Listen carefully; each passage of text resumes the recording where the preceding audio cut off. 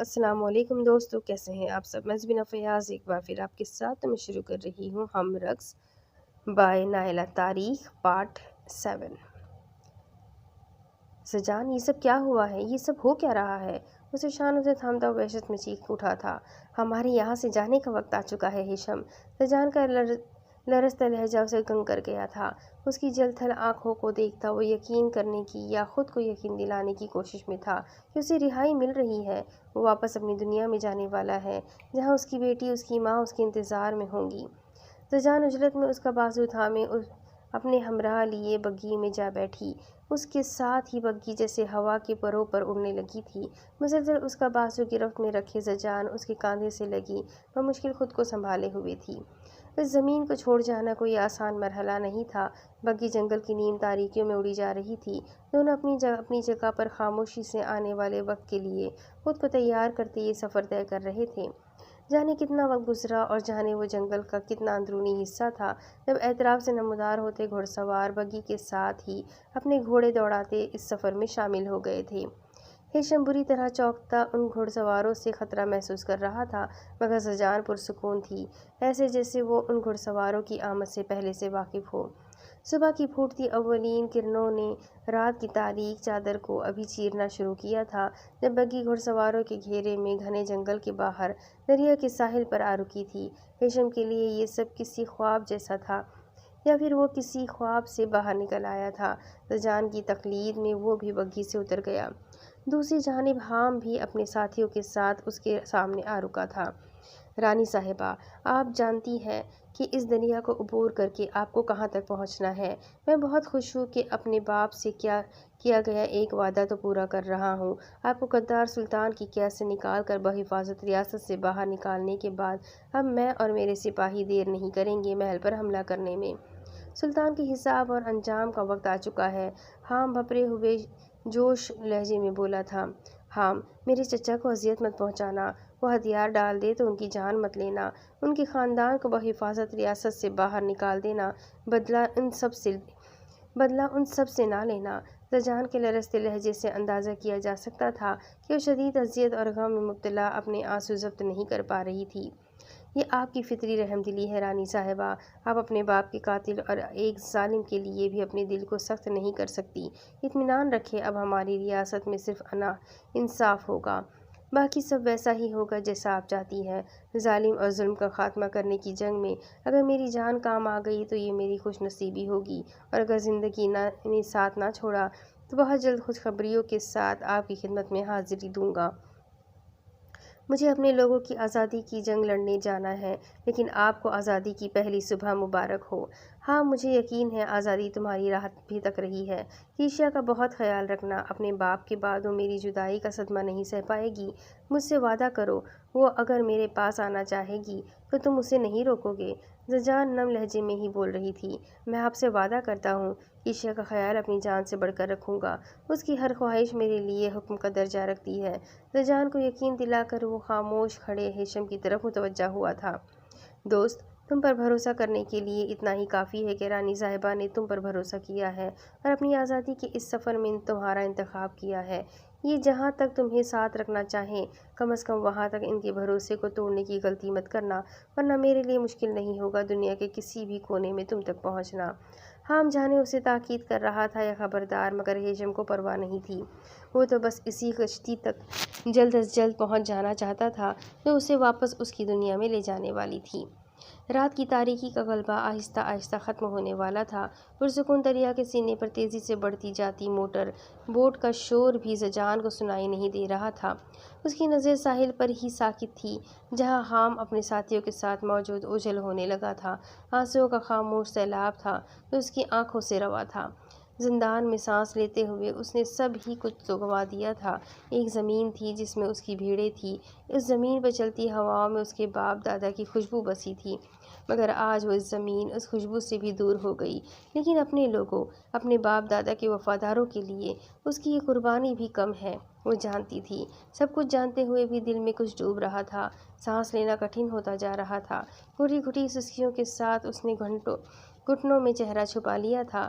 دوسری جانب اپنی خوشی اور طمانینت میں بھی ہیشم کو سجان کے غم کا احساس تھا۔ وہ جانتا تھا سجان کن کیفیات سے گزر رہی ہے، اپنا کیا کچھ وہ پیچھے چھوڑے جا رہی ہے۔ کوئی لفظ، کوئی تسلی، تشفی اس کے دکھ، اس کے کرب کا مداوا نہیں کر سکتا، لہٰذا دھیرے سے اس کے سر پر ہاتھ رکھتے ہیشم نے اسے اپنے ساتھ کا احساس دلایا تھا، اس بات سے بے خبر کہ سجان کو اپنے سر پر اس ہاتھ کا لمس کتنا مضبوط کرتا ڈھارس بندھا رہا تھا۔ دن کا اجالا ہر سو پھیل گیا تھا، سرسبز چٹانوں کے درمیان سے گزرتی بوٹ انجانے ساحل کی سمت بڑھتی جا رہی تھی۔ دوسری طرف برف کی جھیل پر بالآخر اس کے جذبوں کو زبان تو مل گئی۔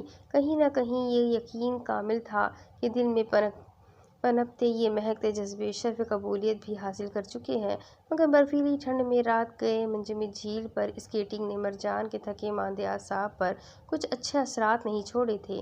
دوسری صبح ہی یہ خبر ملتے ہی اس کا سارا اطمینان کافور ہو گیا کہ مرجان بیمار ہے۔ لارا کے تیوروں سے اندازہ لگانا مشکل نہ تھا کہ مرجان کا بستر تک محدود ہو جانا اسے کتنا گرا گزر رہا ہے، جبکہ دوشین کے چہرے سے سخت پریشانی حویدہ تھی۔ ایک ہی تھا وہ جو بار بار مرجان کی طبیعت پتہ کرنے کے لیے اسٹور میں اس کے پاس آتا جاتا رہتا دکھائی دے رہا تھا۔ لورین الگ گمسم تھی حابل کی گمشدگی پر۔ یشب سخت وحشت محسوس کر رہا تھا، اس کا بس نہیں چلتا تو جا کر مرجان کے سرہانے بیٹھا رہتا، مگر یہ ممکن ہی نہ تھا کہ وہ بے تکلفی سے سب کے سامنے اسٹور میں داخل ہو جاتا۔ اسے موقع کا انتظار تھا۔ بہرحال ایک کڑے انتظار کے بعد اسے یہ موقع مل گیا۔ لارا کو کسی کام سے قصبے میں اپنی بہن کے گھر جانا تھا، دوشین گودام میں کسی کام سے گیا اور لورین آرام کی غرض سے اپنے کمرے میں، تو پھر اس نے دیر نہیں کی اسٹور کا رخ کرنے میں۔ موقع تو مل گیا مگر قسمت نے ساتھ نہ دیا۔ کچن میں داخل ہو کر وہ اسٹور تک پہنچا ہی تھا کہ دستک دینے کے لیے اس کا اٹھتا ہاتھ عقب سے ابھرتی دوشین کی آواز پر ہی ہوا میں رک گیا تھا۔ تم یہاں کیوں آئے ہو؟ دوشین کے لہجے میں سخت ناگواری تھی۔ مرجان بیمار ہے، میں اس کی عیادت کرنا چاہتا ہوں۔ دوشین کی مداخلت اور ناگواری پر وہ اپنی کوفت چھپاتا ہوا بولا، اسے ضرورت نہیں تمہاری عیادت کی، تم جاؤ یہاں سے۔ دوشین کے سخت انداز میں باہر جانے کا اشارہ ہاتھ سے بھی کرنے پر یشب کا چہرہ تذلیل کے احساس سے تب اٹھا تھا۔ آپ مجھے یہ بتائیں کہ مرجان کو کس کی ضرورت ہے یا کس کی ضرورت نہیں؟ آپ سب کی نظر میں تو اسے سانس لینے کی بھی ضرورت نہیں، کیونکہ آپ میں سے کوئی اسے انسان سمجھنے پر ہی تیار نہیں۔ آپ سب نے اسے صرف اس گھر کا بوجھ ڈھونے والا ایک جانور سمجھ رکھا ہے۔ دن رات موسم کی سختیوں کو جھیلتے ہوئے وہ آپ کی اور آپ کی بیوی بیٹی کی خدمتوں میں اپنی ہڈیاں چٹکاتی ہے، بدلے میں اسے بے عزت کیا جاتا ہے، پھٹکاریں سنائی جاتی ہے۔ آج یشب کا ضبط جواب دے گیا تھا، ہتے سے اکھڑتا وہ دوشین کے مقابل آ گیا تھا۔ افسوس اس بات کا نہیں ہے کہ وہ سوتیلی ماں کے عتاب کا شکار بنی رہتی ہے، افسوس مجھے اس بات کا ہوتا ہے کہ آپ تو اس کے سگے کیا سوتیلے باپ کہلائے جانے کے حقدار نہیں۔ آپ مرجان کی خاموشی اور صبر کا فائدہ اٹھاتے ہوئے اپنی اور اپنی بیوی بیٹی کی غلامی تو اس سے کروا سکتے ہیں، مگر جب آج وہ بیمار پڑی ہے تو آپ کے اندر اتنی جرأت نہیں کہ اپنی بیوی اور بیٹی کو یہ کہہ سکے کہ جا کر ایک نظر اسے دیکھ تو لے کہ اسٹور میں وہ زندہ بھی ہے یا نہیں۔ شرم آنی چاہیے آپ کو، اپنی بیوی اور بیٹی کو تو آسائشوں میں رکھا ہوا ہے، مگر ساری مشقتیں، ساری کٹھنائیاں مرجان کے حصے میں ڈال دی ہیں۔ آپ اس سچ کو قبول کر لیں کہ آپ صرف لورین کے باپ ہیں، مرجان کے نہیں۔ آپ جیسا پتھر دل انسان مرجان کا باپ نہیں ہو سکتا۔ اگر آپ اس کے باپ ہوتے تو آپ کو اس کے ہاتھوں اور پیروں کے وہ چھالے ضرور دکھائی دیتے جو آپ سب کو آرام پہنچانے کی وجہ سے ہیں، مگر وہ آپ کو نہیں دکھائی دے سکتے۔ آپ اس کے لیے تب تڑپتے جب وہ آپ کی اولاد، آپ کے جگر کا ٹکڑا ہوتی، مگر میں آپ کی طرح بے حس اور خود غرض نہیں ہوں۔ آپ سب کی طرح وہ میری بھی خدمت کرتی ہے، میرے لیے کھانا بناتی ہے، میرے جھوٹے برتن دھوتی ہے، سب سے بڑھ کر یہ کہ اس نے میری جان بچائی ہے۔ میرا فرض ہے کہ میں اس کا خیال کروں، وہ بیمار ہے تو اس کی عیادت کروں۔ مجھ پر واجب ہے کہ اسے احساس دلاؤں کہ جب وہ میرے لیے کچھ نہیں کر پا رہی، جب وہ بیمار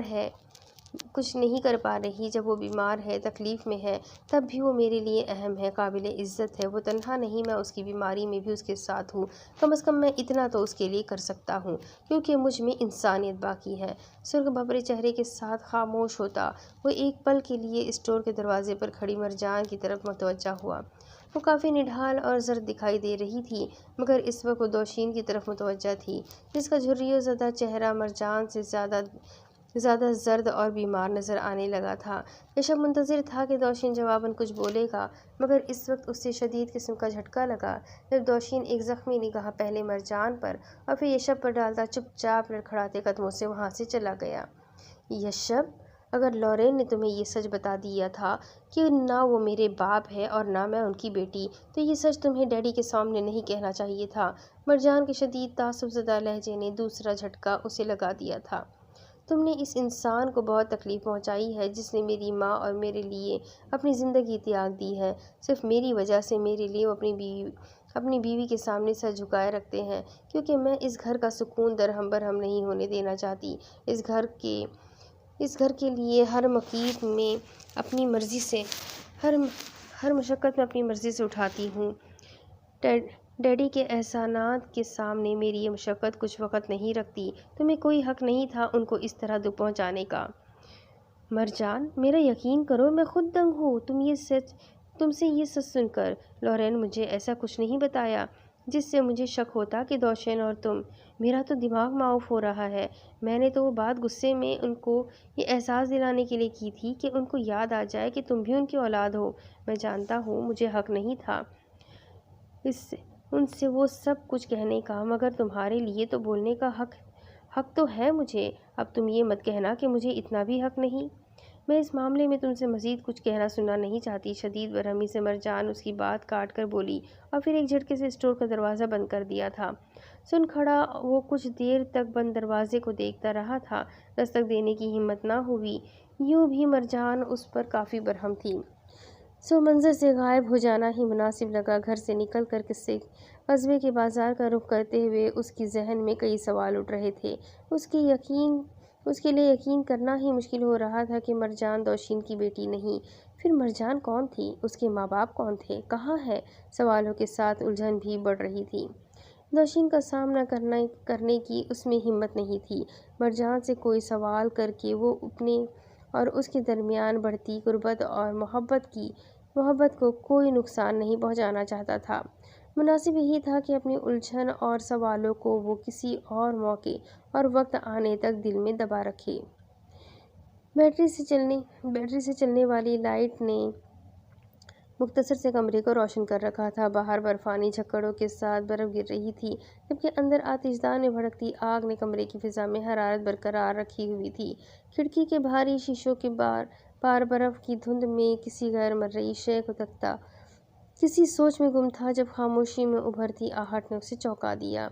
میں نے اس سے پوچھا ہے، اسے کسی چیز کی ضرورت نہیں۔ کچھ دیر پہلے ہی ڈیڈی نے اسے سبز قہوہ بنا کر دیا تھا، اس لیے اس نے کافی کے لیے بھی انکار کر دیا ہے۔ کافی کا مگ اسے پکڑاتی لورین بے دلی سے بولتی اپنا مگ تھامے آتش دان کے قریب جا بیٹھی تھی۔ اس طرح کیوں دیکھ رہے ہو؟ میں تمہارے کہنے پر اس کے پاس گئی ہوں، اس سے اس کی طبیعت کا بھی پوچھا ہے، یہ جانتے ہوئے بھی کہ وہ سیدھے مجھے کوئی جواب نہیں دے گی۔ تمہیں یقین نہیں تو چلو میرے ساتھ، میں تمہارے سامنے پھر اس سے پوچھ لیتی ہوں کہ اسے کسی چیز کی ضرورت ہے تو مجھے بتائے۔ لورین کے خفت زدہ انداز پر وہ مسکرایا تھا۔ مجھے پورا یقین ہے کہ تم میری خاطر مرجان کے پاس گئی ہو۔ یقیناً مرجان کو بہت اچھا لگا ہوگا تمہارا اس طرح اس سے اپنائیت اور ہمدردی کا اظہار کرنا، مگر مجھے زیادہ اچھا تب لگے گا جب تم میرے بولے بغیر اس کے پاس جاتی اور اس کا حال پوچھتی۔ تم کیا یہ چاہ رہے ہو میں یہاں سے چلی جاؤں؟ ایک تو پہلے ہی میں حابل کی وجہ سے پریشان ہوں، اوپر سے تم۔ لورین کے سچ ہونے پر وہ مسکراہٹ چھپاتا کافی کی طرف متوجہ ہو گیا تھا۔ کل کا دن اتنا اہم ہے اور حابل کا کہیں کچھ پتہ نہیں۔ جانتے ہو اس نے مجھ سے کہا تھا کہ اس بار وہ میرے لیے اور اپنے ماں باپ کی پرواہ کیے بغیر مجھے رومال دے کر اپنا لے گا، لورین بجھے لہجے میں بتا رہی تھی۔ کل کے دن کی اہمیت سے حابل بھی واقف ہے، تم پریشان مت ہو، اچھی امید رکھو، مجھے یقین ہے کہ وہ کل ضرور واپس آ جائے گا، اور فکر مت کرو تم، میں تم دونوں کو ایک کرنے کے لیے ہر طرح سے تیار ہوں۔ یشب کی تسلی اور حوصلہ افزا باتوں نے لورین کی تشویش کو کافی حد تک کم کر دیا تھا۔ لورین کے جانے کے بعد اس نے کچھ وقت یوں ہی گزرنے دیا۔ اور جب اسے یقین ہو گیا کہ کسی قسم کی مداخلت کا اندیشہ نہیں تو وہ مستعد ہو گیا۔ دروازے پر ہوتی آہٹ پر اس نے آنکھیں کھولی۔ لالٹین کی مدھم زرد روشنی میں ادھ کھلے دروازے سے یشب کی جھلک نظر آئی تھی۔ حیرت سے ذرا سر اٹھا کر مرجان نے اسے دیکھا جو دہلیز پر چوروں کی طرح دیوار سے لگ کر دبک کر بیٹھ گیا تھا۔ میں تمہاری طبیعت پوچھنے آیا ہوں۔ تم اگر سو نہیں رہی تھی تو ابھی کچھ دیر جاگتی رہو، میں تم سے باتیں کرنا چاہتا ہوں۔ سرگوشی میں بولتے ہوئے اس نے 2-3 بار اپنے عقب میں بھی نگاہ ڈالی جیسے اسے کسی کے آ جانے کا خدشہ ہو۔ مگر تم وہاں ایسے کیوں بیٹھے ہو؟ تاکہ مجھے جاگنے میں آسانی ہو۔ اگر تمہارے ڈیڈی نے مجھے یہاں دیکھا تو اس بار وہ مجھے نہیں بخشیں گے۔ غصے میں جس قدر باتیں میں ان کو سنا چکا ہوں، اس کے بعد تو بالکل بھی نہیں۔ یشب کے سرگوشیانہ محتاط لہجے پر وہ بے ساختہ مسکرائی تھی۔ چوروں اور بزدلوں کی طرح میرا حال پوچھنے آئے ہو تو ابھی واپس چلے جاؤ، وہ بولی تھی۔ آیا تو تھا شام کو دندناتا ہوا۔ تمہارے ڈیڈی کے سامنے دلیری کا مظاہرہ بھی حد سے زیادہ کر دیا۔ اس کے بعد ہی تو نوبت یہاں تک آئی ہے۔ میں ابھی بزدل ہی بھلا، کیونکہ میں ابھی اس گھر سے دھکے کھا کر نکلنا نہیں چاہتا۔ تمہیں جو بھی بات کرنی ہے قریب آ کر کرو، ورنہ میں خود ڈیڈی کو آواز دے کر بلاتی ہوں۔ اس کے قطعی انداز نے یشب کو دنگ کر دیا تھا۔ اپنی جان مجھ سے چھڑانے کے لیے تم کس طرح میری جان کو خطرے میں ڈالنا چاہتی ہو؟ سچ ہو کر بولتے ہوئے یشب نے احتیاطاً اپنے عقب میں نظر دوڑائی تھی اور پھر پنجوں کے بل ہی بیٹھے بیٹھے دہلیز سے تھوڑا اندر آ گیا تھا۔ میری وجہ سے خود کو بے آرام نہ کرنا، بس لیٹی رہو، میں ابھی چلا جاؤں گا۔ ٹھیک ہے، مگر قریب آ کر بیٹھو، ابھی بھی دور ہو تم۔ مرجان کے سنجیدہ لہجے پر یشب نے حیرت سے پوری آنکھیں کھول کر اسے دیکھا۔ زرد مدھم روشنی میں اس کے چہرے کے تاثرات بھی کافی سنجیدہ نظر آ رہے تھے۔ بہرحال کچھ عجیب سا محسوس کرنے کے باوجود وہ تھوڑا اور کاؤچ کے نزدیک سرک آیا تھا۔ اب ٹھیک ہے؟ نہیں، اور قریب آؤ۔ اور؟ یشب کا حلق خشک ہوا تھا۔ کیوں بزدل نہیں ہو تم؟ کہا ہے اور قریب آؤ تو آؤ۔ مرجان کے ناگوار لہجے پر کنفیوزڈ ہوتا وہ ایک پل کے لیے کھلے دروازے کی طرف متوجہ ہوا اور پھر دوبارہ مرجان کو دیکھا۔ سنائی نہیں دے رہا؟ قریب آ رہے ہو یا نہیں؟ میرا کیا ہے، میں تو آ جاؤں گا، مگر دیکھ لو تم کوئی آ گیا یہاں تو کیا سوچے گا مجھے اس طرح تمہارے قریب؟ میں ڈیڈی کو آواز دے کر بلا ہی لیتی ہوں۔ مرجان نے یکدم جس طرح دھمکاتے ہوئے تکیے سے سر اٹھایا، یشب نے سرت سے اس کے منہ پر ہاتھ رکھتے ہوئے اس کا سر واپس تکیے پر رکھا تھا۔ کیا قیامت ڈھاؤ گی؟ تمہاری چہیتی ماں یا خرانٹ باپ میں سے کوئی بھی یہاں آ گیا تو ہم دونوں میں سے کوئی ایک تو ضرور صفحہ ہستی سے مٹ جائے گا۔ بس اب اس سے زیادہ قریب میں نہیں آ سکتا، میں بزدل ہی ٹھیک ہوں۔ یشب کی دھیمی آواز میں گھرکنے پر وہ مزید اپنی ہنسی نہیں دبا سکتی تھی۔ ہنسی آ رہی ہے تمہیں؟ میرا دم خشک ہو کر کے ہوائیاں اڑ گئی۔ دل اتنی زور سے دھڑک رہا ہے جیسے ابھی باہر آ جائے گا۔ واقعی؟ ذرا دیکھوں تو۔ مرجان نے اس کے گریباں کی سمت ہاتھ بڑھایا ہی تھا کہ وہ فوراً ہی بچتا پیچھے ہوا تھا، جبکہ مرجان نے اسی تیزی سے اس کی جیکٹ کا کالر پکڑ کے روکا۔ جیکٹ کے اندر کیا چھپا رکھا ہے؟ کڑے لہجے میں مرجان کی تفتیش پر ایک پل تو اس نے کچھ سوچا، پھر بولا، خود کو معصومیت دیکھنے لائق تھی۔ اچھا، سنگ مرمر سے تراشا ہے تمہیں قدرت نے یا سرخاب کے پر لگے ہیں تمہیں؟ مرجان نے خشمناک نظروں سے اسے دیکھا تھا۔ اب میں اپنے منہ سے کیا اپنے حسن و وجاہت کی تعریف کروں؟ دراصل میری نظر میں یہ بڑی گری ہوئی حرکت ہے، اپنی وجاہت کی نمائش کر کے لڑکی کو توجہ حاصل کرنا۔ بس اسی لیے یہاں بھی گردن تک خود کو چھپا کر رکھتا ہوں۔ کالر تو چھوڑو میرا۔ ہرگز نہیں۔ ویسے تمہاری معلومات میں اضافہ کر دوں کہ ڈھکی چھپی چیز ہی سب سے زیادہ توجہ کھینچتی ہے۔ مسکراہٹ چھپائے مرجان نے جتایا تھا۔ ارے تم نے تو میری بہت بڑی الجھن دور کر دی۔ اب سمجھ میں آیا کہ میرا دل کیوں تمہاری طرف ہم وقت کھنچتا ہے۔ تمہیں دور سے دیکھوں یا قریب سے کوئی فرق نہیں نظر آتا، دونوں طرح سے یہی لگتا ہے جیسے لحاف کے اوپر غلاف چڑھا ہے۔ بکو مت۔ مرجان نے ناگواری سے اسے دیکھا جو دبی دبی ہنسی کے ساتھ سر جھکا گیا تھا۔ تم سیدھی طرح بتاؤ گے کہ جیکٹ میں کیا چھپایا ہوا ہے؟ جو بھی ہے تمہارے لیے ہی ہے، مگر پہلے مجھے معافی تو مانگنے دو۔ نہ میں تمہیں برف کی جھیل پر لے جاتا، نہ تمہاری یہ حالت ہوتی۔ یشب نے کچھ ندامت سے اسے دیکھا جو اونی اسکارف سر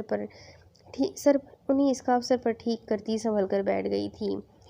कोई कसूर नहीं तुम्हारा, मेरा खुद का ही दिल था स्केटिंग का।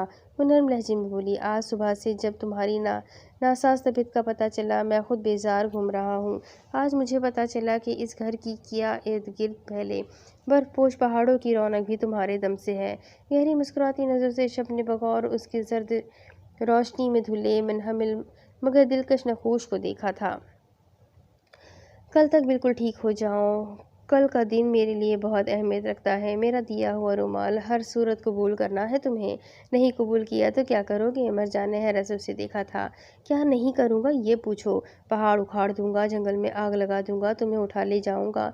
अंजाम की परवाह नहीं, वो संजीदा सी मुस्कुराहट के साथ खबरदार कर रहा था। पत्थर और मुझ में कोई फ़र्क है? बहुत। पत्थर और मुझ में फ़र्क है बहुत। एक पत्थर तक तो मेरी इजाज़त के बगैर यहाँ से लेकर जाकर दिखाओ, फिर मुझे ज़बरदस्ती उठा ले जाने की बात करना। मरजान ने खशमनाक लहजे में उसे जताया था। पत्थरों को यहाँ से ले जाओ या ना ले जाओ, लेकिन तुम्हें तो साथ ले जाना है। तुम्हारी इजाज़त दिल को मुकद्दम है, इसीलिए तो चाहता हूँ कल तुम मुझ पर मेहरबान हो जाओ। वो मुस्कुराते हुए बोला था। एक बात बताओ, क्या किसी से हमदर्दी को महसूस होना भी इससे मोहब्बत की वजह बन सकता है? सवाल करते हुए मरजान का लहजा बहुत मानी खैज था। हाँ, कभी यूँ भी होता है कि हमदर्दी किसी से होना, उसके दर्द को दिल से महसूस करना मोहब्बत की वजह बन जाता है। लेकिन तुमसे मोहब्बत होने के लिए इतना काफ़ी था कि मैंने मौत की तारीकियों और बेबसी की इंतहाओं पर तुम्हें अपने करीब महसूस किया था। उसकी आंखों में झांकता वो गहरे गंभीर लहजे में बोला। मरजान चाहते हुए भी निगाह ना चुरा सकी थी। अगर मुझे तुमसे हमदर्दी होती तो सुबह शाम तुम्हारी जगह जंगल में लकड़ियाँ काटने जा रहा होता, मगर मैं जानता हूँ मैं इस काम में अनाड़ी हूँ, तुम्हारी मुश्किलों में इजाफा ही करूँगा। तुम जानती हो, तुम्हारे हाथ पैरों के छाले देखकर मुझे तुम पर और तुम्हारी अकल पर अफसोस होता है, गुस्सा आता है। इतना अक्ल व शऊर होने के बावजूद भी इंसान खामोशी से खुद को जुल्म और नाइंसाफ़ी का शिकार होता देखता रहता है तो अफसोस होता है। मैं तुमसे इख्तिलाफ नहीं करूँगी, तुम अपनी जगह ठीक सोच रहे हो, मरजान ने गहरी संजीदगी से कहा था। मगर मैं अपने लफ्ज़ों से तुम्हें अपने इंतज़ार की इस तवालत की अज़ियत और वहशत समझा नहीं सकती, जिसे कम करने के लिए मैं हर वक्त खुद को किसी न किसी काम में मसरूफ़ रखने पर मजबूर हूँ। फरागत के चंद लम्हे भी कभी कभी मेरे लिए किसी अफरियत से कम नहीं होते। इसके धीमे लहजे और चेहरे के हज़न और सहगवारी ने ये शब को झंझोड़ डाला था। किसका इंतज़ार है तुम्हें? ये शब ने पूछा था। एक हस्ती जिसके आने के बाद मुझे सब कुछ मिल जाएगा। जड़े, हस्ब नसब, अपना नाम व निशान, शनाख्त और सबसे बढ़कर खुद वो हस्ती जो मुझे अपनी ज़िंदगी से बढ़कर अजीज़ है। मैंने कभी उसे नहीं देखा, कभी उसे छू कर महसूस तक नहीं किया, कभी उसकी आवाज़ तक नहीं सुनी, लेकिन उसकी खुशबू हमेशा मेरे इर्द गिर्द रहती है। उसकी धड़कनें मेरी धड़कनों के साथ धड़कती है। उसकी और मेरी रगों में एक ही लहू गर्दिश करता है। किसी गैर मर्ई शय को तकती वो अजीब सी कैफियत में बोली थी। वो कौन है मरजान? मैं उसके बारे में जानना चाहता हूँ। उसे अभी उसके बारे में मज़ीद कुछ न पूछो, मेरा इंतज़ार बहुत थोड़ा रह गया है। तुम भी सब जान जाओगे, मगर ये थोड़ा इंतज़ार भी मेरे लिए अंगारों पर कांटों पर लिटने जितना अज़ियतनाक साबित हो रहा है। वो थके थके लहजे में बोली। मुझे यकीन है तुम्हारा ये थोड़ा बाकी रह जाने वाला इंतज़ार भी ख़त्म हो जाएगा। मुझे भी अब उस दिन का इंतज़ार है जब तुम अपनी इस अज़ीज़ तरीन हस्ती से मिलोगी। ये शब के पुरयकीन लहजे पर वो बस एक ठंडी सांस खारिज करती उस पर से निगाह हटा गई थी। मैं नहीं चाहती कि उस हस्ती से तुम्हारा क्या रिश्ता है।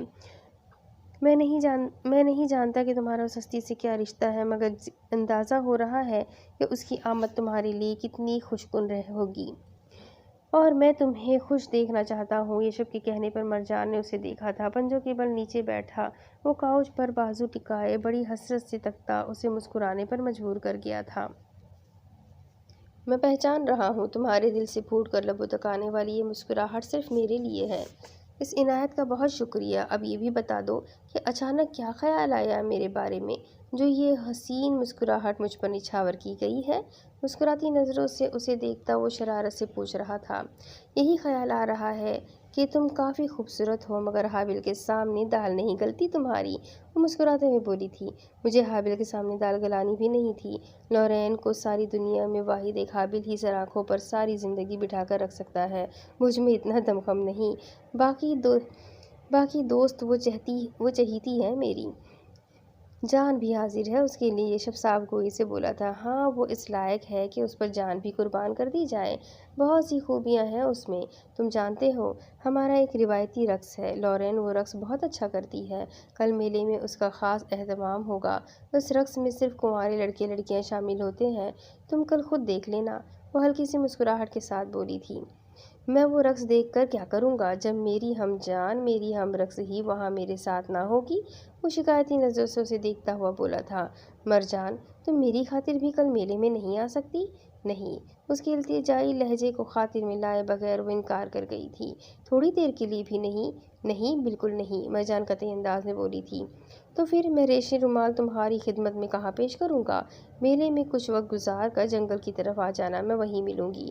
وہ مسکراہٹ چھپائے بولی تھی، میں چاہتا تھا کہ کل سب کے سامنے تمہیں ریشمی رومال پیش کرتا، رد ہو جانے کا خدشہ کم رہتا، اتنے لوگوں کے درمیان نہ چاہتے ہوئے بھی میرا دیا ہوا رومال قبول کر لیتی، یعنی لحاظ مروت میں ہی صحیح۔ وہ مسکراتی نظروں سے اسے دیکھتا ہوا بولا تھا، تمہارا اندازہ غلط ہے، زندگی کے نازک اور اہم فیصلے دنیا کے خوف میں یا لحاظ یا مروت میں نہیں کیے جا سکتے۔ وہ سنجیدگی سے بولی، یہ بھی درست ہے، اور کچھ؟ ریشم کے غیر سنجیدہ انداز پر مرجان نے خشمگین نظروں سے اس کی آنکھوں میں چمکتی شرارت کو دیکھا تھا۔ بات سنو، مجھے تو رقص کے سر پیر کا بھی نہیں پتا، لیکن پھر بھی تم اپنے طور پر مجھے اپنی ہم رقص کا درجہ دے چکے ہو، ذرا یہ تو بتاؤ، اس درجے پر مجھ سے پہلے اور کتنی ہم رقص تمہاری زندگی میں آتی جاتی رہی ہے؟ مرجان کی تجسس سے پوچھنے پر وہ حیرت سے دیکھتا، وہ مشکل ہی ہنسی دبا چکا تھا۔ ان کی جس قدر بھی تعداد رہی ہو، بس تم یہ یقین رکھو کہ تم میری آخری ہم رقص ہو، ہمیشہ والی۔ اب آنکھیں بند کر کے تمہاری ہر بات پر تو میں یقین نہیں کر سکتی، اب جلدی سے بتاؤ کہ جیکٹ کے اندر اپنے علاوہ اور کیا چھپا رکھا ہے؟ کیا واقعی رومال کے انبار اٹھا لائے ہو؟ رومال تو بس ایک ہی تمہارے لیے من کو بھایا، بہت خوبصورت ہے، مگر اس کا دیدار تم کل ہی کر سکو گی، لیکن ابھی جو میں تمہارے لیے لایا ہوں وہ تمہیں قبول کرنا پڑے گا۔ بولتے ہوئے اس نے جیکٹ میں چھپایا ہوا ایک پیکٹ اس کے سامنے رکھا تھا، اور اس سے پہلے کہ وہ کچھ کہتی، یشب نے وہی سرخ مخملی کیس بھی اس کے ہاتھ پر رکھ دیا۔ یہ ہار تمہاری امانت ہے، مجھ پر رحم کر کے اسے قبول کر لو، میں اب اور اسے لورین کی نظر سے نہیں چھپا سکتا، اس ہار کو ہتھیائے بغیر وہ میری جان نہیں چھوڑے گی۔ یشب کے التجائی لہجے پر خلاف توقع خاموشی سے دوسرا پیکٹ کھولنے لگی تھی، جانتی ہو گھنٹوں سر کھپانے کے بعد کہیں جا کر مجھے یہ لباس تمہارے لیے بہتر لگا، تمہارے شایان شان تو نہیں، لیکن یہاں کی چند اچھی دکانوں پر مجھے اس سے اچھا لباس نظر ہی نہیں آیا۔ یہ بہت خوبصورت ہے، لیکن یہ بہت قیمتی اور مہنگا کپڑا ہے، تمہیں یہ میرے لیے خریدنے کی ضرورت نہیں تھی۔ جب تک تم یہاں ہو تمہیں رقم اپنے پاس محفوظ رکھنی چاہیے، آخر تم نے ادھر کا رخ کرتے ہوئے کوئی بڑی رقم تو ساتھ نہیں رکھی ہوگی اس طرح خرچ کرنے کے لیے؟ مگر اسے دیکھتے ہوئے بولی، تم ٹھیک کہتی ہو ماں، میں آگے خیال رکھوں گا، لیکن ابھی یہ ہدایتیں کر کے میرا دل نہ توڑو۔ اس کے سادہ لہجے پر وہ بس اسے دیکھ کر رہ گئی تھی۔ میں کل تمہیں اسی لباس میں دیکھنا چاہتا ہوں، مجھے یقین ہے کہ تم بہت اچھی لگو گی، لورین سے بھی زیادہ اچھی۔ کیا تمہارا دل نہیں چاہتا اس طرح اپنے رنگ کے دلکش لباس استعمال کرنے کا جیسے لورین زیب تن کرتی ہے؟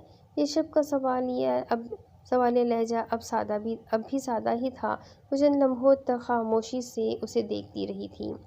کیا تم مجھے لورین کی مثالیں اس لیے دے رہے ہو کہ تم مجھے اس کی طرح دیکھنا چاہتے ہو؟ ہرگز نہیں، کیا تم چاہتی ہو کہ میں کل ہی یہاں سے بھاگ جاؤں؟ وہ مسکراتے ہوئے بولا، مگر مرجان کے سپاٹ چہرے نے اسے سنجیدہ کر دیا۔ تم جیسی ہو میں تمہیں ویسا ہی دیکھنا چاہتا ہوں، بات صرف لباس کی ہو رہی ہے، میں بس تمہیں یہ سمجھانا چاہ رہا تھا، کم از کم میں لحاف اور غلاف نہیں دیکھنا چاہتا۔ تم کیا چاہتے ہو مجھے اس سے غرض نہیں، اب تم جا سکتے ہو۔ اس کے روکھے لہجے پر وہ دھیرے سے ہنستا جانے کے لیے اٹھ گیا تھا۔ کل میلے میں میں تمہارا انتظار کروں گا، ویسے اتنا مجھے یقین ہے کہ تم مجھے جنگل کی طرف ہی ملو گی۔ مسکراتی نظر سے اسے دیکھتا وہ فوراً ہی باہر نکل گیا تھا۔ مرجان کی نظریں ابھی بند ہوتے دروازے پر ہی ٹھہری ہوئی تھی، جب ایک دم دروازہ کھلتے ہی دروازے سے یہ شب نے اندر جھانکا تھا، لحاف پر غلاف کے بغیر۔ شوق لہجے میں بول کر وہ اسی تیزی سے غائب ہو گیا، مگر مرجان دھیمی سی مسکراہٹ کے ساتھ سامنے کھلے رکھے سرخ لباس اور سفید سچے موتیوں کے ہار کو دیکھنے لگی تھی، جس کی چمک دمک بڑی حیرہ کن تھی۔ کچن سے باہر آتے قدموں کی آہٹ پر باہر رکی لورین تیزی سے مگر دبے قدموں دوڑتی اپنے کمرے میں داخل ہوئی۔ دروازے سے لگی وہ ایک پل کو رکی اور پھر چپکے سے باہر جھانکا۔ یشب کی بس جھلک ہی دکھائی دی جو اپنے کمرے میں جا چکا تھا۔ دروازہ بند کرتی وہ ہلکی سی مسکراہٹ کے ساتھ یوں سر ہلا رہی تھی جیسے اسے یہ صورتحال اچھی طرح سمجھ آ چکی ہو۔ اسے احساس ہوا کہ یشب مرجان کے معاملے میں کس قدر محتاط تھا کہ اسے بھی کانوں کان خبر نہ ہو سکی۔ اسے یہ بھی اندازہ ہو گیا کہ اب تک یشب جسے سب سے زیادہ بظاہر نظر انداز کرتا رہا تھا، وہ دراصل وہی اس کی ساری توجہ کا مرکز بن رہی تھی۔ گہری سانس بھرتی وہ کپڑے کے قریب آ کر رکی تھی۔ اس کے ہاتھوں میں وہی سرخ ریشمی رومال تھا جو پچھلے برس تنہائی میں حابل نے اسے دیا تھا، جو کہ اس نے قبول بھی کر لیا تھا، اس وعدے کے ساتھ کہ اگلے برس تک وہ ضرور خود کو اس قابل کر لے گا کہ سب کے سامنے ریشمی رومال دے کر اسے خود سے منسوب کرتے ہوئے کسی مخالفت کا سامنا نہ کرنا پڑے گا۔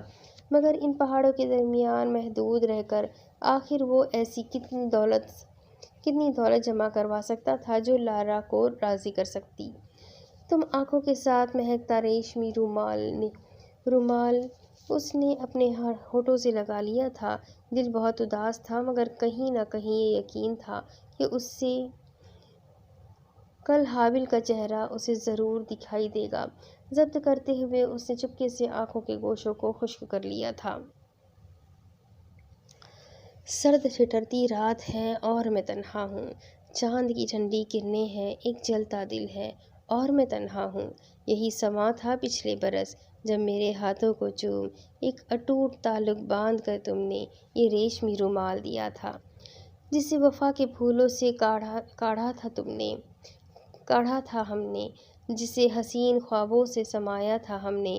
وقت جدائی تم نے یہ مجھ سے کہا تھا، دیکھو جب میری یاد کا چاند طلوع ہو، ضبط سے گزرتے اشک رواں ہو، تب غم جدائی کے زخم سہ لینا، آنسوؤں کو روک لینا۔ دیکھو یہ وعدہ عشق کبھی پامال نہ ہو، شبنمی قطروں سے نم ریشمی رومال نہ ہو۔ قصبے سے باہر میدان میں روایتی تہوار کی گہما گہمی اور رونق قابل دید تھی۔ مقامی لوگوں سے زیادہ باہر سے آنے والے لوگوں کا جوش و خروش بھی کم نہ تھا۔ میلے کا سا سماں تھا، ہر طرف ہنستے مسکراتے چہرے بکھرے ہوئے تھے۔ خفیف کھانے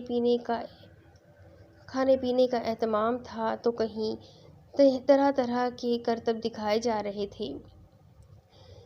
فضا میں موسیقی رس گھول رہی تھی، منچلے لطف اندوز ہوتے جھوم رہے تھے۔ سر تال کے ساتھ موسم بھی مہربان اور خوبصورت تھا۔ لورین کے ساتھ گھومتے ہوئے وہ اس سے اس تہوار کی خاص باتیں بھی سنتا رہا تھا، لیکن وہ محسوس کر رہا تھا کہ لورین کھوئی سی اور بجھی بجھی سی ہے۔ اس کے حسین چہرے پر عجیب سا ملال تھا، اداسی تھی، اس کی متلاشی نگاہیں مستقل ادھر ادھر بھٹک رہی تھی۔ یشب جانتا تھا کہ اسے کس کا انتظار ہے۔ وہ خود بھی چاہتا تھا کہ حابل کہیں سے نمودار ہو جائے، کیونکہ اسے بالکل بھی لورین کی اداسی اچھی نہیں لگ رہی تھی۔ بظاہر مسکراتا وہ اندر سے بکھر گیا تھا۔ اسے سمجھ نہیں آ رہا تھا کہ وہ ایسا کیا کرے کہ لورین اداسی بھول کر ہنسنے مسکرانے لگے۔ اسے حیرت نہیں ہوئی جب وہاں روایتی رقص شروع کرنے کا اعلان ہوا اور لورین نے اس میں شامل ہونے سے انکار کر دیا۔ لورین کی سہیلیاں اصرار کر کے مایوس لوٹ گئیں۔ یشب کے کہنے پر بھی وہ راضی نہ ہوئی۔ رقص شروع ہوا، بہت منظم طریقے سے اور ردھم کے ساتھ۔ یشب کے لیے یہ موسیقی، یہ رقص سب اجنبی مگر بہت دلچسپ تھا۔ نوجوان لڑکے لڑکیوں کے یہ شوق تھرکتے انداز میلے میں چار چاند لگا رہے تھے۔ ان سب کو دیکھتے ہوئے اس کا دھیان مرجان کی طرف چلا گیا۔ جانے وہ اس وقت کیا کر رہی ہوگی، یقیناً کسی نہ کسی کام میں مگن ہوگی یا ضرور جنگل کی طرف جانے کی تیاری کر رہی ہوگی۔ وہ سوچ رہا تھا، اتنا تو اسے اندازہ تھا کہ وہ شور شرابے اور چہل پہل میں کبھی نہیں آئے گی۔ کچھ دیر بعد اسے بھی جنگل کی سمت نکل جانا تھا۔ اسے انتظار تھا کہ کب لورین اپنی سہیلیوں میں گھر کر اس سے غافل ہو اور وہ یہاں سے کھسک جائے، مگر غائب ہونے سے پہلے وہ دل سے چاہتا تھا کہ لورین کی اداسی کسی طرح دور ہو جائے۔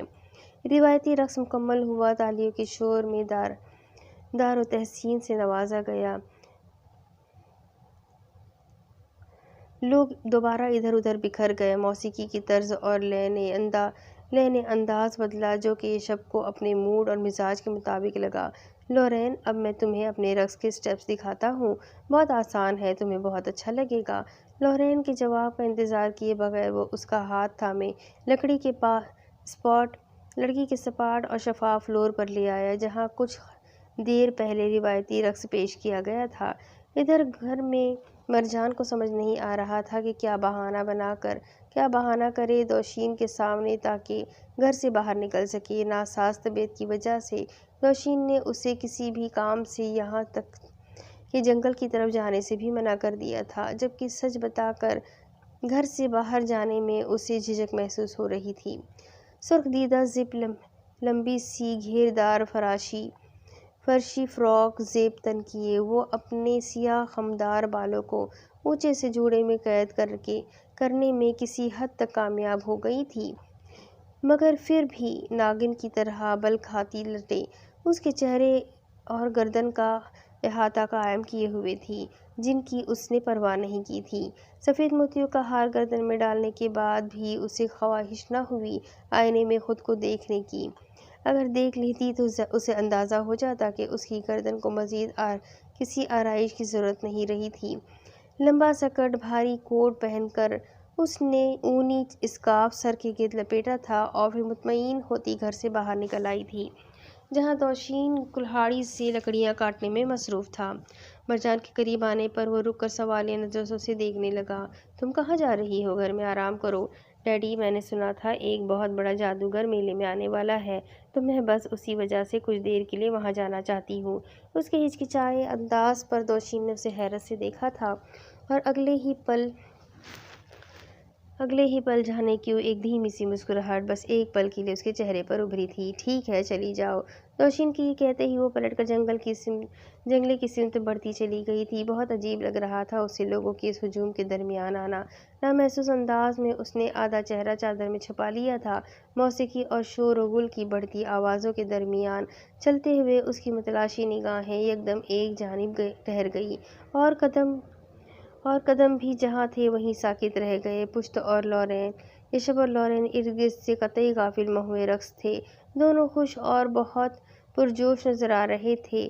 دور سے ہی ان دونوں کے تمتمائے چہرے اور تھرکتے وجود سب کی توجہ کھینچ رہے تھے۔ تبھی مرجان کو لگا جیسے یشب نے اسے دیکھ لیا ہے، کیونکہ لورین اور رقص پر سے اس کی توجہ ہٹ گئی تھی۔ سرس سے اپنے ارد گرد کھڑے لوگوں کی آڑ میں چھپتی وہ پھر رکی نہیں تھی۔ کیا ہوا ہے یشب؟ لورین بھی اس کی بے توجہی محسوس کرتی اس کی بھٹکتی نظروں کے تعاقب میں دیکھنے لگی۔ لورین، شاید میں نے مرجان کو یہاں دیکھا ہے، وہ یہیں کہیں ہے۔ وہ یقینی بے یقینی کے درمیان بولتے ہوئے بھی ادھر ادھر نظریں دوڑا رہا تھا۔ ایسا ہو ہی نہیں سکتا، تمہارا وہم ہے، یہ مرجان نے کبھی اس میلے میں آنا پسند نہیں کیا، وہ ایسے ہجوم سے دور بھاگتی ہے۔ لورین کے قطعی لہجے پر وہ ایک بار پھر متلاشی نگاہیں دوڑاتا کچھ بول نہ سکا تھا۔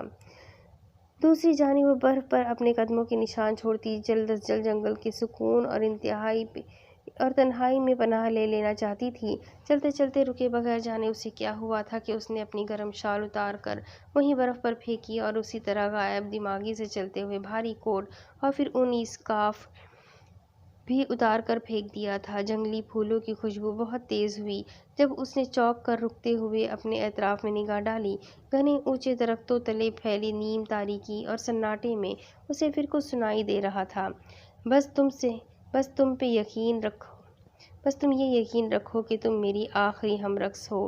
لب بھیج کر اس نے اپنے چہرے کے سامنے منڈلاتی 2 تتلیوں کو دیکھا اور پھر جھنجھلاتے ہوئے انداز میں ہاتھوں سے ان تتلیوں کو ادھر ادھر جھٹکتی تھکی انداز میں قریبی درخت کے تنے سے لگ کر بیٹھ گئی تھی۔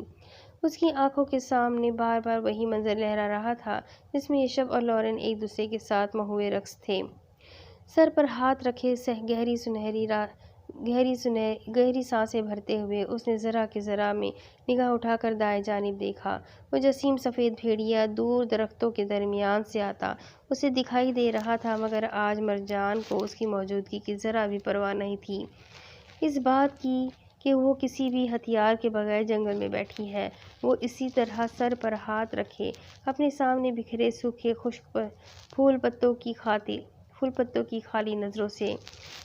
کو خالی نظروں سے تکتی رہی تھی۔ تب اس کی نظروں کے سامنے مٹی اور برف سے اٹے 2 بھاری ہوتے خشک پتوں کو کچلتے آ ٹھہرے تھے۔ مرجان نے بھپر کر سر اٹھایا، مگر اگلے ہی پل اس کے چہرے کے تاثرات بدل گئے۔ حیرت سے وہ اپنے سامنے کھڑے شخص کو دیکھتی رہی تھی۔ میلے کی رونقیں اس کے لیے پرکشش نہ رہی تھی، وہم تھا یا جو بھی، بہرحال اس کے بعد وہاں دل لگنا ناممکن ہو گیا تھا۔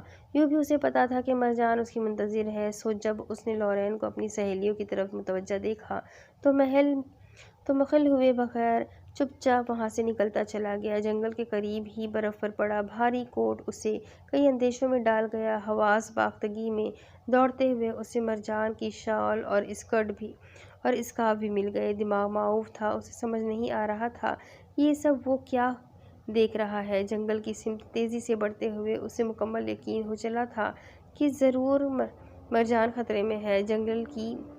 جنگل کی شروعات ہو چکی تھی جب اس نے مرجان کو پکارنا بھی شروع کر دیا۔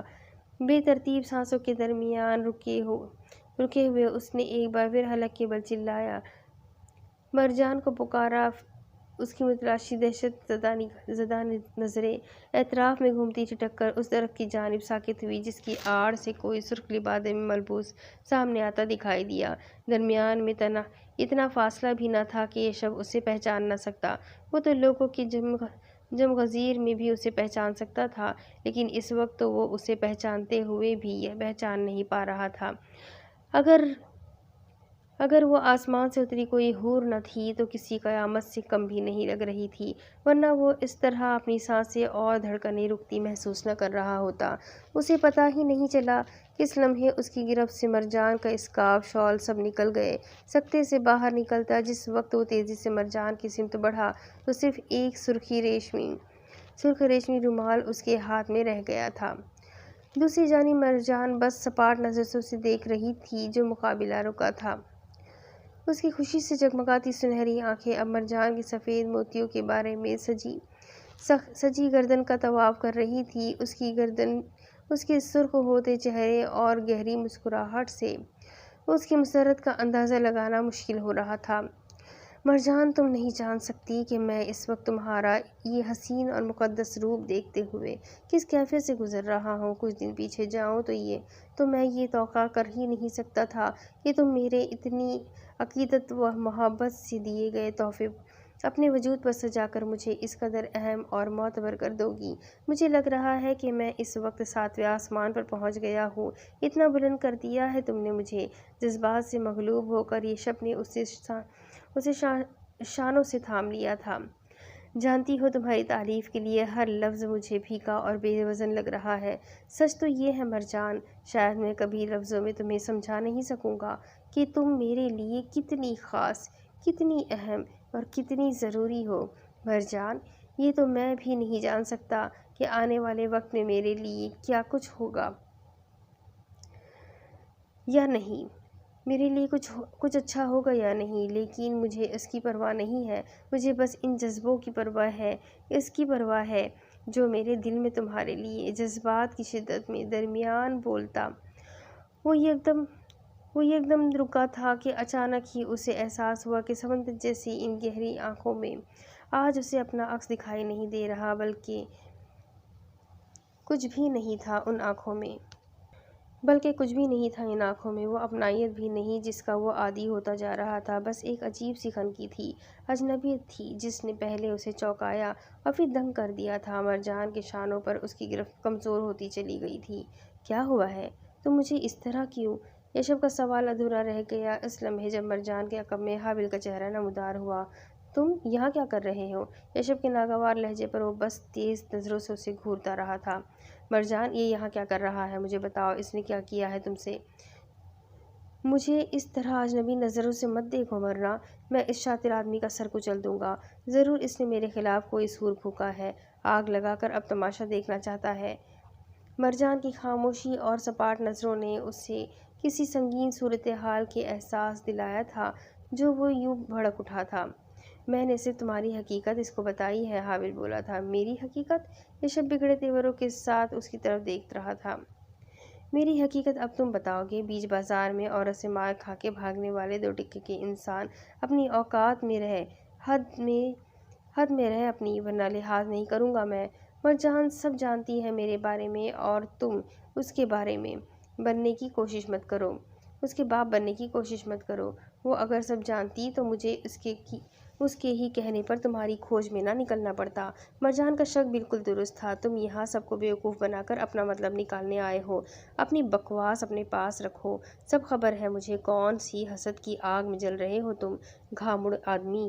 اپنی محبوبہ تجھ سے سنبھالی نہیں جا رہی تو میرے خلاف زہر اگلنے آ گیا؟ لعنت ہے تیرے مرد ہونے پر! عورت کے کندھے پر بندوق رکھ کر چلا رہا ہے۔ مشتعل ہو کر حابل پر برستا وہ مرجان کی طرف متوجہ ہوا تھا۔ تمہارا سر چڑھا ہے یہ، اس سے کہو یہ دفعہ ہو جائے یہاں سے ورنہ میں ماروں گا اسے۔ 5 منٹ سے زیادہ برداشت کرنے والی چیز نہیں ہے یہ۔ وہ غصے میں مرجان سے مخاطب تھا جس نے شاید کچھ نہ بولنے کا عہد کر رکھا تھا۔ تم مجھے اس لیے یہاں برداشت نہیں کر سکتے کیونکہ میری موجودگی میں تم مزید مرجان کو بیوقوف نہیں بنا سکتے۔ یہ تم سمجھ گئے ہو۔ تم ایک مکار اور دھوکے باز انسان ہو جو اپنے فائدے کے لیے مسلسل کئی روز سے ایک پورے خاندان کو بیوقوف بنا رہا ہے۔ یہ سچ مرجان بھی جان چکی ہے۔ کیا یہ سچ نہیں کہ قصبے کے باہر تمہارے ساتھی موجود ہیں جن سے تم خفیہ ملاقاتیں کرتے ہو، جو تمہارے ایک اشارے کے منتظر ہے کہ کب تم انہیں یہاں آنے کی دعوت دو اور وہ ہمارے جنگل، پہاڑوں پر بکھرے قدرتی خزانوں پر ہاتھ صاف کر کے کسی کی بھی نظروں میں آئے بغیر فرار ہو جائے؟ حابل کے بھپر کے چلانے پر وہ بمشکل ضبط کر سکا تھا۔ حابل، میرے لیے یہ وقت میری زندگی سے بھی زیادہ اہمیت رکھتا ہے۔ میں تمہارے ہر سچ کو سنوں گا بھی اور ہر سچائی کا اعتراف بھی کروں گا، لیکن اس وقت تم یہاں سے چلے جاؤ تاکہ تمہیں پھر ڈسنے کا موقع مل جائے۔ آستین کے ساتھ جارحانہ انداز میں حابل اسے اپنے سامنے سے ہٹاتا مرجان کی طرف آیا تھا۔ تم سب نے اسے تنہا سمجھ کر اس کی مدد کی، اس پر اندھا بھروسہ کیا، مگر نہ یہ تنہا تھا نہ بھروسے کے لائق تھا۔ اس کے مددگار تو قصبے میں بھی آتے جاتے رہے ہیں۔ آخری بار جب یہ ان سب سے ملنے قصبے سے باہر جانے والی سڑک پر پہنچا تو میں اس کے تعاقب میں تھا، مگر اس کی حقیقت جاننے کے لیے مجھے اس کے ساتھیوں کے تعاقب میں بھی جانا پڑا تھا۔ میں نے ان سے کہا میں دور قصبے سے مسافر آیا ہوں، شہر جا کر بسنا چاہتا ہوں، مگر تنہا ہوں، راستوں سے، شہر کی زندگی سے ناواقف ہوں، مجھے رہنمائی کی، مدد کی ضرورت ہے۔ قسمت نے میرا ساتھ دیا، ان سب نے میری بات پر یقین کر کے مجھے اپنے ساتھ شامل کر لیا اور پھر مجھے بہت جلد اس کے اور اس کے ساتھیوں کے عزائم معلوم ہو گئے۔ اپنا راستہ آسان کرنے کے لیے اس نے لورین پر جال پھینکا اور جب اسے اندازہ ہوا کہ لورین اس کے لیے کام کی نہیں، قیمتی پتھروں تک رسائی تو صرف تمہارے ذریعے ہو سکتی ہے، اس لیے اپنے مقاصد کے لیے یہ تمہیں استعمال کر رہا ہے۔ اپنی اس کوشش میں یہ کس حد تک جانا چاہتا ہے، کامیاب ہو چکا ہے، اس کا اندازہ تو تمہیں دیکھ کر ہی کیا جا سکتا ہے۔ حابل کے استہزائیہ نظروں سے سر سے پیر تک مرجان کو دیکھنے کے بعد یشب کی طرف متوجہ ہوا جو لب بھیجے شعلہ بار نظروں سے اسے ہی گھور رہا تھا۔ اچھا، تو بات سرخ رومال تک پہنچ چکی ہے، حابل نے طنزیہ لہجے میں کہا۔ بہتر ہوگا کہ اسی رومال میں اپنا چہرہ چھپا کر چپ چاپ یہاں سے چلے جاؤ، ورنہ اگر تمہاری اصلیت میں نے سب کے سامنے بتا دی تو تم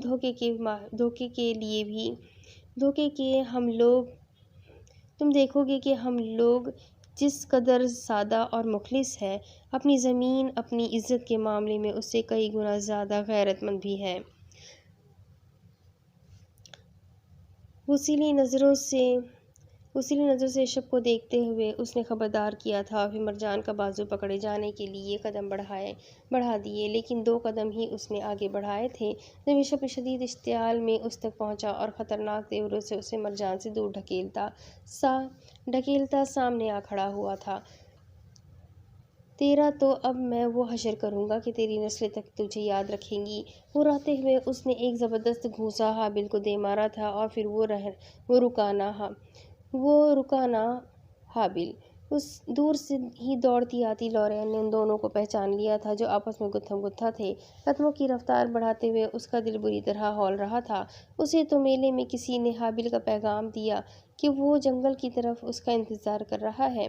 बस उसके बाद कुछ याद ना रहा। वो दीवानावार जंगल की तरफ जंगल का तमाम खौफ फैलाए दौड़ी चली आ रही थी। अब हाँफते हुए मामले को समझने की कोशिश कर रही थी, खौफज़दा हो रही थी। शदीद इश्तियाल में एक दूसरे पर अपनी ताकत के दांव पेच आजमाते हुए उनको मरजान की आवाज़ भी नहीं सुनाई दे रही थी। वो इन दोनों को रोकने की कोशिश में चीखते चीखते अपना हलक खुश कर चुकी थी। यशब छोड़ दो उसे, और कितना लहूलुहान करोगे उसे। मरजान की बुलंद मुश्तिल आवाज़ पर इस बार वो एकदम हाबिल को धक्का देकर गिराता, बड़े जारहाना तेवरों से मरजान की तरफ बढ़ता। एक झटके से उसका बाजू अपनी सिमत गिरफ्त में जकड़ गया था। वो लहूलुहान हो गया। ये नज़र आ रहा है तुम्हें बस मेरा लहू पानी है जो दिखाई नहीं दे रहा। मैं उसके और लॉरेन के रास्ते हमवार कर रहा हूँ, और वो किस तरह मेरी रियासतों पर पानी फेर रहा है, बल्कि फेर चुका है। वरना तुम उसकी बातों पर यकीन करके चुपचाप उसके साथ यहाँ से जाने के लिए एक कदम भी ना बढ़ाती, बल्कि मुझसे पहले उसका मुंह तोड़ती। मगर तुम ऐसा क्यों करोगी? तुम्हें मुझ पर नहीं, उस पर भरोसा है। लहू रंग आंखों के साथ वो बोला नहीं दहाड़ा था। उसके भपरे चेहरे पर बहती खून की लकीरों को देखती मरजान उसकी गिरफ्त अपने बाजू से अलग हटाती 2 कदम पीछे हुई थी कि तभी लॉरेन की दहशतनाक चीखों ने सबको ही दूर से दौड़े आते सफ़ेद भेड़िए की सिमत मुतवज्जा किया। एक लम्हा भी ज़ाया किए बगैर मरजान तेज़ी से लॉरेन की सिमत बढ़ी, जो खौफ से चीखे जर्द हो चुकी थी। उसका हाथ पकड़कर खींचती मरजान एक सिमत भागी। इससे पहले कि हाबिल भी उन दोनों के पीछे भागता, यशब ने बरवक्त उसे रोका था। लड़के को खतरे में ना डालो, दूसरी सिमत भागो। यशब की उजरत में की गई ताकीद हाबिल को भी समझ आ गई। यशब के साथ ही वो दूसरी सिमत भाग उठा। सफ़ेद भेड़िया उन दोनों के ही ताक़ुब में था। भागते भागते हाबिल ने एक बार फिर गर्दन मोड़ कर देखा। पूरी रफ्तार से आते सफ़ेद भेड़िए ने दरमियानी फासले को ख़तरनाक हद तक कम कर दिया था।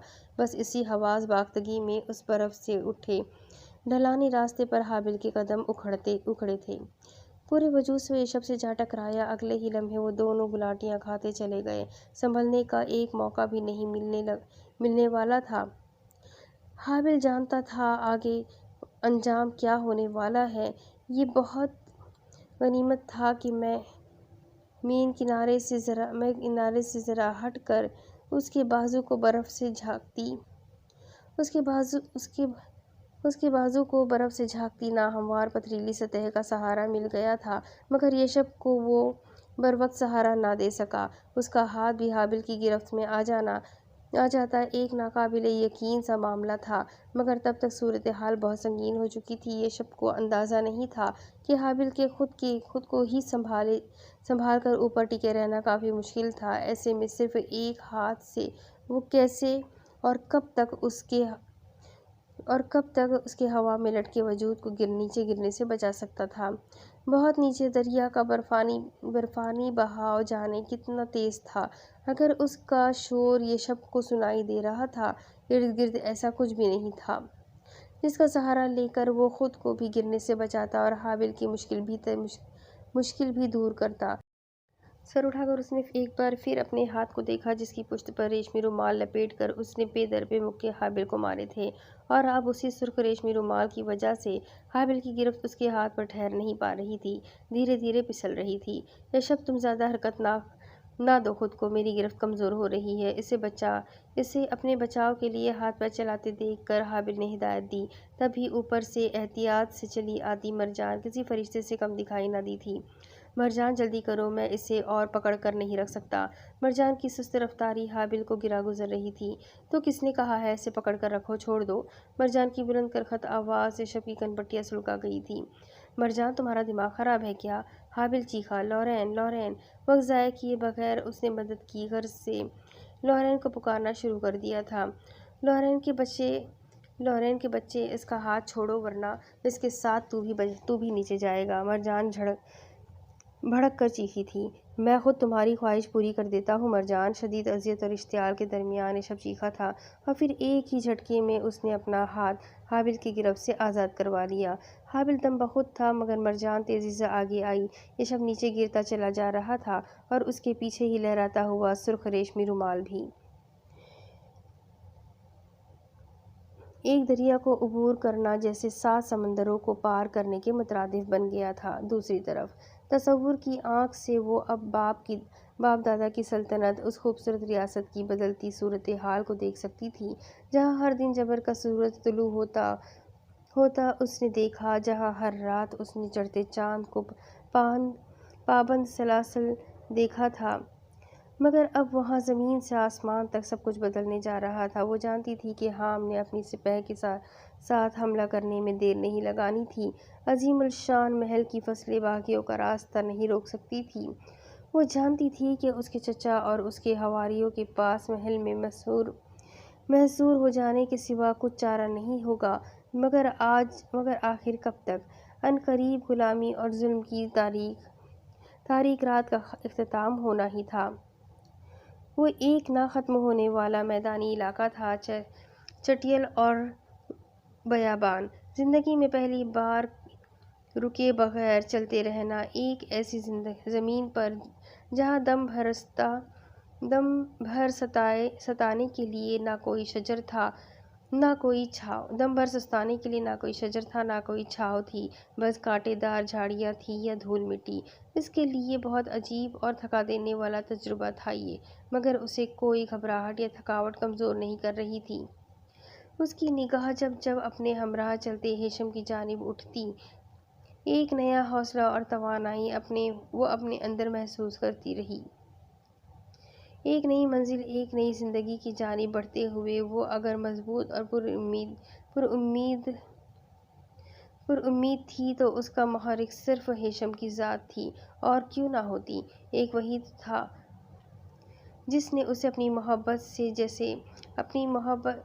محبت جیسے آفاقی جذبے سے روشناس کیا، اسے اپنے دل میں اونچا مقام دیا، جگہ دی، اور اب وہ اس سے اپنی زندگی میں بھی ایک بلند اور مقدس مقام دینا چاہ رہی تھی۔ دھوپ کی شدت کم ہوتی جا رہی تھی، سفر کی شام نزدیک تھی، دونوں اپنی اپنی سوچوں میں گم خاموشی سے قدم بڑھاتے جا رہے تھے۔ رجان نے کئی بار چاہا کہ ہیشم اس کی طرف متوجہ ہو، کوئی سوال کرے، مگر وہ جانے کن گمبھیر سوچوں میں گھرا ہوا تھا۔ رجان کو محسوس ہوا کہ وہ اس کے ساتھ ہوتے ہوئے بھی اس کے ساتھ نہیں ہے، کہیں اور پہنچا ہوا ہے، مگر اپنے اس احساس کو اس نے جھٹک دیا۔ فضا میں دھوپ کی تمازت ابھی باقی تھی جب چلتے چلتے اچانک زجان کی آنکھیں تھکی تھیں۔ وہ دیکھو ہیشم! زجان مسرت سے چہکتی آواز میں سامنے اشارہ کر رہی تھی۔ چونکنے والے انداز پر ہیشم نے دور سے سیاہ لکیر کی طرح نظر آتی اس پکی ہموار سڑک کو دیکھا تھا۔ اگلے ہی پل زجان اس کا ہاتھ پکڑتی تقریباً اس سڑک کی جانب دوڑی تھی۔ ہماری سمت بالکل ٹھیک ہے، ہم بالکل صحیح مقام پر پہنچے ہیں۔ یہیں سے ہماری نئی زندگی شروع ہونے والی ہے، یہ سڑک ہمیں ہماری منزل تک لے جائے گی۔ ہیشم غم اور خوشی کے درمیان وہ بہت پرجوش مگر بھیگے لہجے میں بولی تھی، جبکہ ہیشم بغور اس کی سیاہ نقاب میں نمایاں کشادہ بھور آنکھوں میں تیرتی نمی کو دیکھتا کچھ بول نہیں سکا تھا۔ اس کی کیفیت سے بے خبر زجان ایک بار پھر سڑک کی طرف متوجہ ہوئی تھی۔ ہیشم ہماری منزل اس جانب ہے، ان پہاڑوں کی دوسری جانب، ایک نئے شہر میں ایک نئی پہچان، ایک نئی زندگی میری منتظر ہے۔ تم وہاں میرے ساتھ چلو گے، پھر ہم دادا مرشد کے پاس جائیں گے، میں تمہیں ان سے ملوانا چاہتی ہوں، اور پھر ہم تمہاری ماں کے پاس جائیں گے۔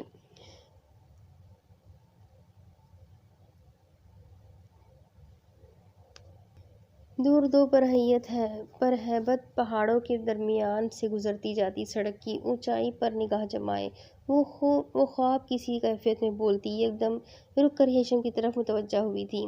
مجھے اب اچانک یہ فکر ہونے لگی ہے کہ پتہ نہیں تمہاری ماں مجھے قبول کرے گی یا نہیں، لیکن مجھے یقین ہے تمہارے لیے وہ مجھے قبول کر ہی لے گی۔ تمہارا کیا خیال ہے؟ اس کے اچانک سوال پر ہیشم بس غائب دماغی سے اسے دیکھتا رہا۔ میں نے سوچ رکھا ہے کہ میرا چہرہ سب سے پہلے تمہاری ماں دیکھے گی، اس کے بعد ہی تم مجھے بے نقاب دیکھ سکو گے، اس لیے میرا چہرہ دیکھنے کی خواہش کو اپنے دل میں ابھی دبا کر ہی رکھنا ہوگا تمہیں۔ دھیمے لہجے میں بولتی ہوئی ایک دم خاموش ہو کر اسے دیکھنے لگی تھی۔ میں بالکل خاموش تھا۔ کیا بات ہے ہیشم؟ میں بولے جا رہی ہوں، کیا تمہارے پاس کچھ نہیں کہنے کے لیے؟ زجان کے لہجے میں انجانے سے خدشات گھلے ہوئے تھے۔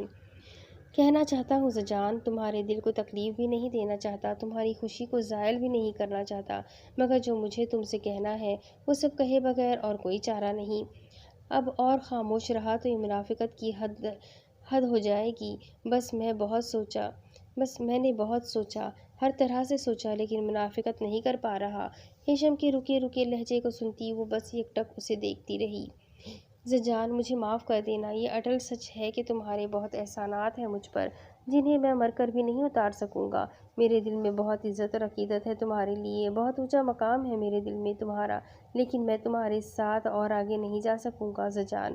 تم مجھے جس قدر برا بھلا کہنا چاہو کہہ ڈالو، لیکن میں مجبور ہوں۔ میں نہ تمہیں دھوکے میں رکھنا نہیں چاہتا ہوں، نہ خود کو۔ یہ منافقت مجھ سے نہیں ہوگی۔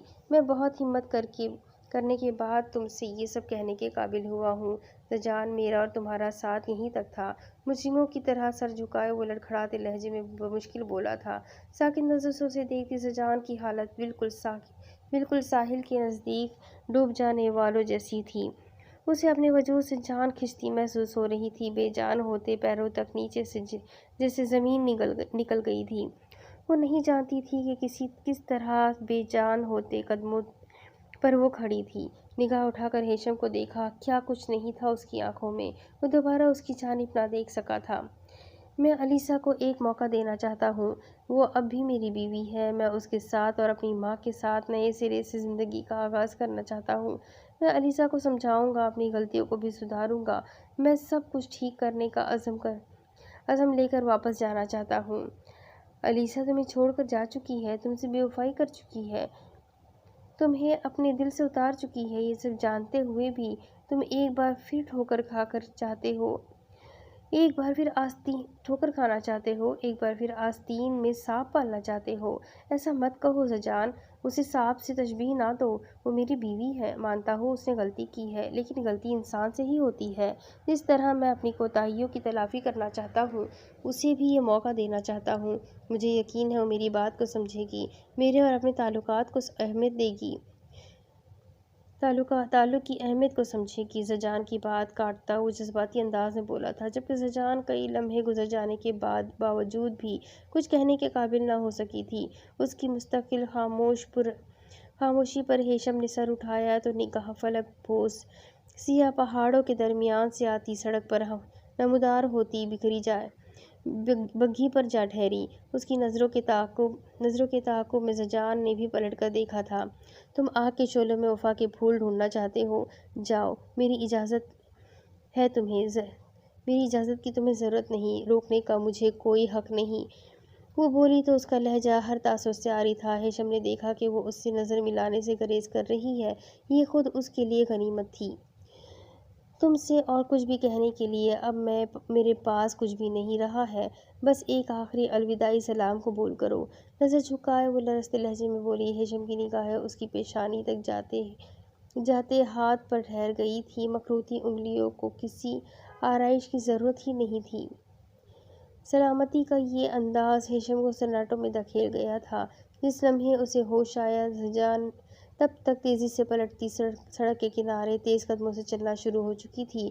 کچھ غلط تھا، کچھ ایسا جسے وہ سمجھ نہیں پا رہا تھا، مگر محسوس کر سکتا تھا۔ اب اس کے آگے کی کہانی میں آپ کو اگلی قسط میں سناتی ہوں کہ آگے کیا ہوگا۔ یہ جاننے کے لیے میرے ساتھ بنے رہیں۔